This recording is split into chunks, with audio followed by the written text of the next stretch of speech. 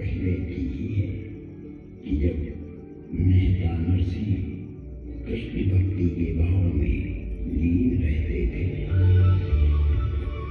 उन्हें कृष्ण की भक्ति के सिवाय और कोई काम नहीं सूझता था। वो अपने बड़े भाई के परिवार के साथ रहते थे। जब मेहता नरसिंह कोई काम काज नहीं करते थे तो परिवार में उन्हें बहुत प्रताड़ित किया जाता था। उनके बड़े भाई भी नरसिंह जी की अकर्मण्यता पर आए दिन कुपित होते रहते थे, किंतु मेहता नरसिंह अपने कृष्ण के स्मरण में इतने खोए रहते थे कि इन सभी प्रताड़नाओं का उनके मन मस्तिष्क पर कोई प्रभाव नहीं पड़ता था। इन सभी घटनाओं के चलते गांव एवं समाज भी उन्हें सताने लगा। इसके उपरांत भी नरसिंह जी अपना जीवन अपने इष्ट को समर्पित कर भाव में लीन रहते थे। एक दिन मेहता नरसिंह जी को उनकी भाभी ने एक ऐसा ताना मारा कि वो सहन नहीं कर पाए। भाभी ने कहा, बड़े भक्त बने फिरते हो, भक्ति का आडंबर करते हो, गांव समाज को मूर्ख बनाते हो, किसी और का कमाया हुआ खाते हो। यदि तुम्हारा ईश्वर के प्रति समर्पण है तो उन्हें क्यों नहीं कहते कि वो तुम्हारा भरण पोषण करें, तुम्हारी सारी आवश्यकताओं की पूर्ति करें। बहुत हो गया ये नाटक। यदि इतनी ही तल्लीनता एवं तुम्हारा विश्वास है तो उन्हीं के पास रहो और उनसे ही अपनी आजीविका चलाओ। इस घर का त्याग कर दो, निकल जाओ इस भवन से। देखते हम तुम्हारा परमात्मा कितने दिन तुम्हारा वहन करता है। नाच गान कीर्तन श्रद्धा भक्ति और भगवान के नाम से समाज को बहुत भ्रमित किया है तुमने, चले जाओ यहाँ से। मेहता नरसिंह ने कहा, भाभी आप मुझे जो चाहे कह लो, पर मेरे इष्ट को अपमानित न करो। जब मेहता नरसिंह की भाभी द्वारा इसकी पुनरावृत्ति की गई तो भगत नरसिंह यह सहन नहीं कर सके और चले मेहता नरसिंह गोपनाथ महादेव की ओर। हृदय में प्रभु का विश्वास लिए, दीनता का भाव लिए वहां पहुंचकर मेहता नरसिंह ने महादेव के शिवलिंग को अपने आश्लेष में ले लिया।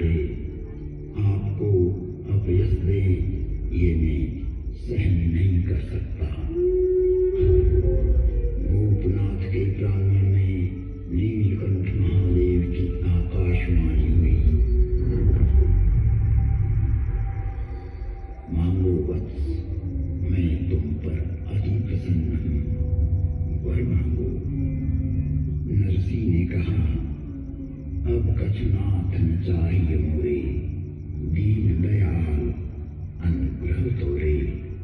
फिर भी यदि आप कुछ देना ही चाहते हैं तो मुझे भगवान श्री कृष्ण के महारास दर्शन की प्रबल इच्छा है। वृंदावन की भूमि में जहाँ महादेव को भी गोपी का रूप लेकर प्रवेश करना होता है, महादेव ने मेहता नरसी को पूर्णिमा तक प्रतीक्षा करने को कहा और पूर्णिमा के दिन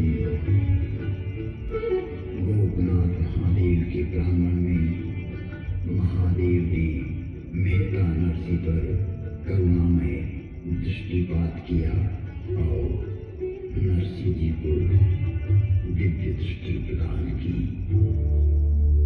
हाथ में मसाल लिए मेहता नरसी ने भगवान श्री कृष्ण का रास पूर्णिमा की धवल रात्रि में अपने आत्म प्रकाश में यह महाराज प्रत्यक्ष देखा।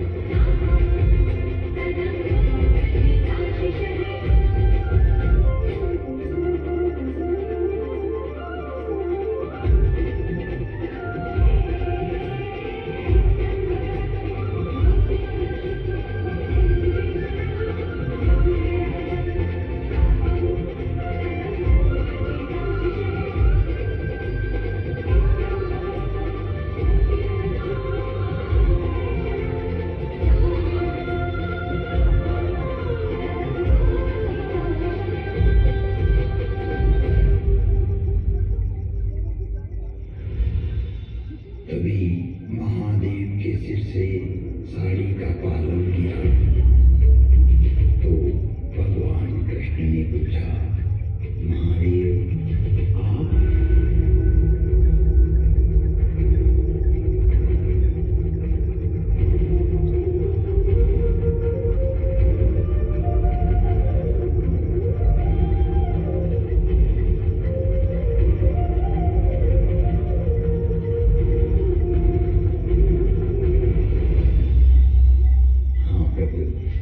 रास में विक्षेप कर रहा हूँ, क्योंकि एक वक्त इतना लीन हो चुका है महाराज में, वो जल जाएगा।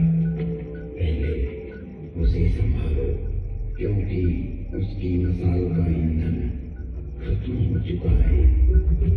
मसाल पूरी जल चुकी है। अब उसका हाथ रक्त ईंधन के साथ जल रहा है। वो अपने देहाभिमान को जलाते हुए महाराज में विलीन हो रहा है।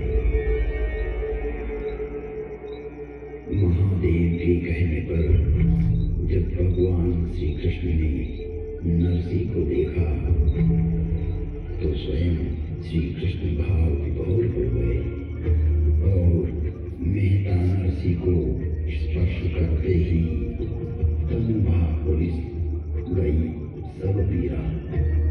भगवान रासरासेश्वर का स्पर्श होते ही भक्त नरसिंह जी की सारी पीड़ा चली गई एवं तन तंदुरुस्त हो गया।